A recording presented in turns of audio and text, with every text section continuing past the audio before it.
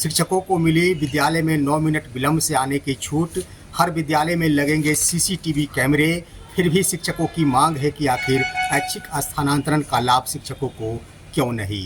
नमस्कार और आदाब आप तमाम दर्शक बंधुओं को। मैं हूं एस के चौधरी। दोस्तों, आप सभी से दूर हूं, रिकॉर्डिंग रूम से दूर हूं क्योंकि काफ़ी व्यस्तता है, अपने कार्यों में व्यस्त हूं। लेकिन फिर भी आप सभी के लिए हम शिक्षा से जुड़े खबर लेकर एक बार फिर से हाजिर है आपके समक्ष। दोस्तों, कई अहम बिंदु और अहम खबर लेकर आप सभी के बीच हम आए हैं। इससे पहले कि इन तमाम खबरों से आप सभी को रूबरू करा सकूं, अगर आपने अभी तक हमारे इस चैनल सुसत्य वचन को सब्सक्राइब नहीं किए हैं तो कृपया अभी सब्सक्राइब कर लेंगे। दोस्तों, तमाम मीडिया में ये खबर चल रही है और साथ ही साथ मैं भी ये बताना चाहूँगा कि शिक्षकों को शिक्षा विभाग ने 9 मिनट विलंब विद्यालय पहुंचने की अनुमति देती है। यानी शिक्षकों को 9 मिनट से विलंब से विद्यालय पहुंचने पर भी उनके वेतन की कटौती नहीं की जाएगी।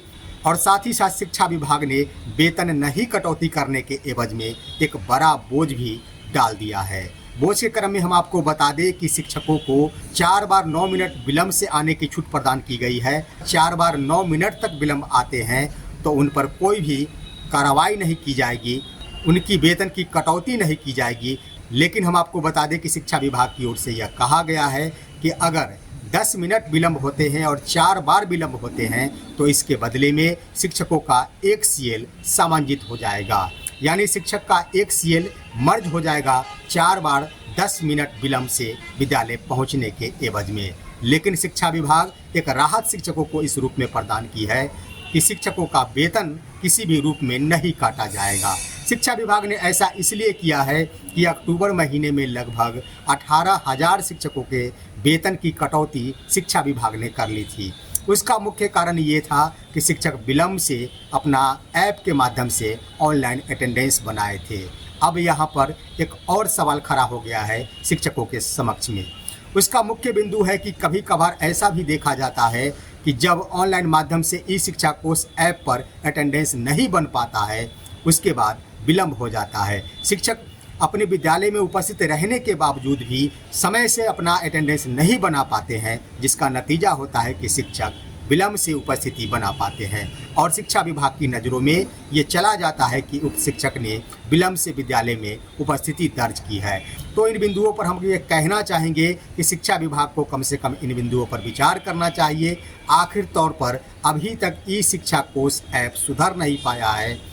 कभी नेट का प्रॉब्लम दिखता है तो कभी सर्वर प्रॉब्लम दिखता है, कभी कभी तो वो लॉगिन ही नहीं हो पाता है। तो शिक्षा विभाग आखिर 9 मिनट तक विलंब के लिए ही राहत क्यों प्रदान की है? कम से कम इस पर विचार किया जाना चाहिए था।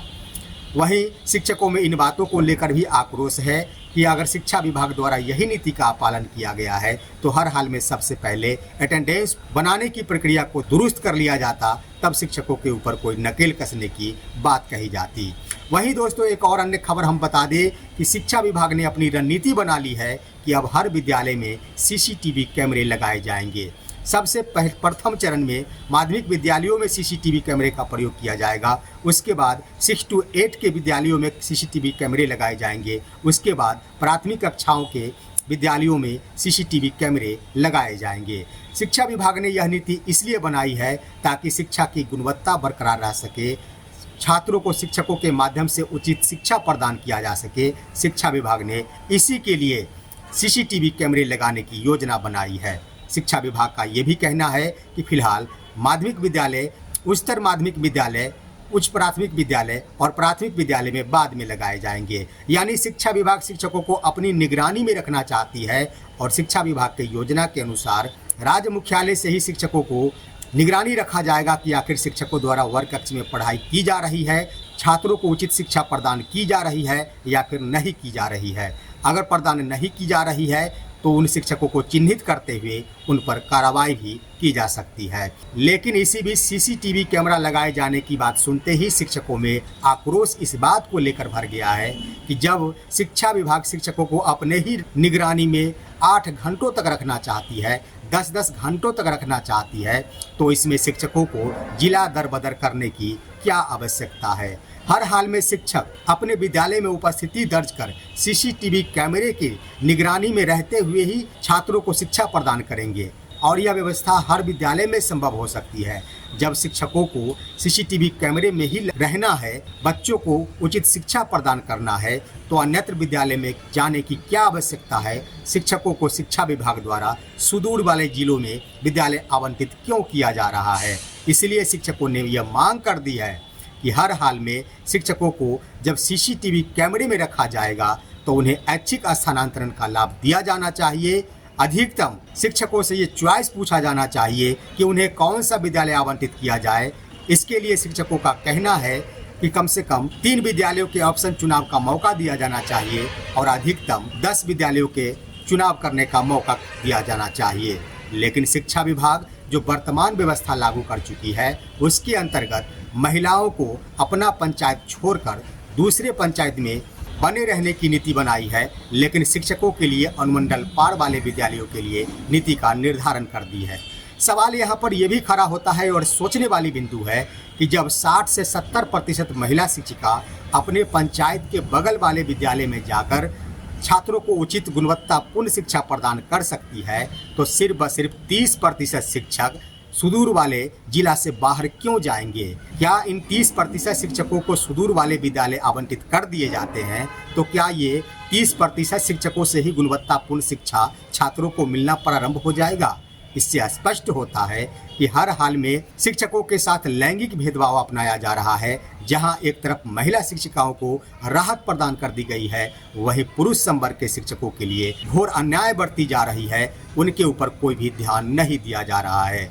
वहीं दोस्तों, हम बताते चले कि सरकार के ही एमएलसी संजीव कुमार सिंह द्वारा शिक्षकों के स्थानांतरण एवं पदस्थापन नीति की जमकर आलोचना की जा रही है। उन्होंने तो बीते कल ही मीडिया के समक्ष ये बयान दे दिया है कि शिक्षा विभाग को हर हाल में अपनी नीति में बदलाव करना चाहिए और अभी भी समय खत्म नहीं हुआ है, वक्त समाप्त नहीं हुआ है।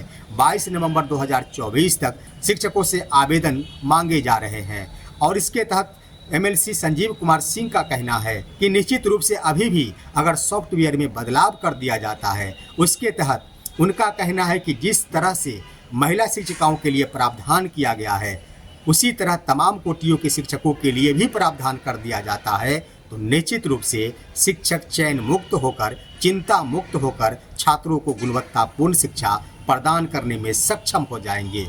उधर एमएलसी संजीव कुमार सिंह द्वारा ये भी कहा जा रहा है कि अगर सुदूर वाले इलाकों में शिक्षकों को भेजा जाता है तो यह निश्चित है कि शिक्षक चिंता मुक्त नहीं हो सकेंगे, वो अपने मन से स्वस्थ नहीं हो सकेंगे, जिसका परिणाम होगा कि छात्रों को गुणवत्तापूर्ण शिक्षा नहीं प्रदान की जा सकेगी। उन्होंने शिक्षा विभाग से यह कही है कि हर हाल में अभी भी वक्त है। 22 नवंबर 2024 तक आवेदन पत्र मांगे गए हैं। निश्चित रूप से सॉफ्टवेयर में सुधार कर लिया जाना चाहिए और शिक्षकों को पंचायत का ऑप्शन चुनने का ही मौका प्रदान किया जाना चाहिए। वहीं दोस्तों, हम बताते चले कि उधर शिक्षकों में भी गोलबंदी हो गई है। शिक्षकों ने भी आंदोलन की आगाज़ कर डाली है। उनका कहना है कि हम सभी पुरुष संवर्ग के शिक्षक ट्रांसफ़र एवं पोस्टिंग नीति का विरोध करते हैं और इसके लिए हम 25 नवंबर 2024 से हर विधायकों का घेराव करेंगे।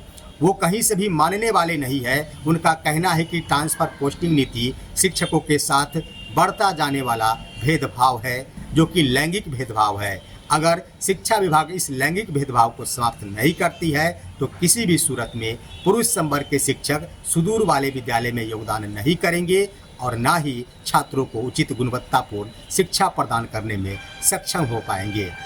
फिलहाल आज की खबर बस इतना ही। इन तमाम बिंदुओं के ऊपर आप सभी का क्या कहना है, आप सभी कमेंट में अवश्य बताएं। हमारे इस वीडियो को लाइक करते हुए तमाम दोस्तों के पास शेयर कीजिए और अब दीजिए अपने ही दोस्त इसके चौधरी को इजाज़त। जय हिंद, जय भारत।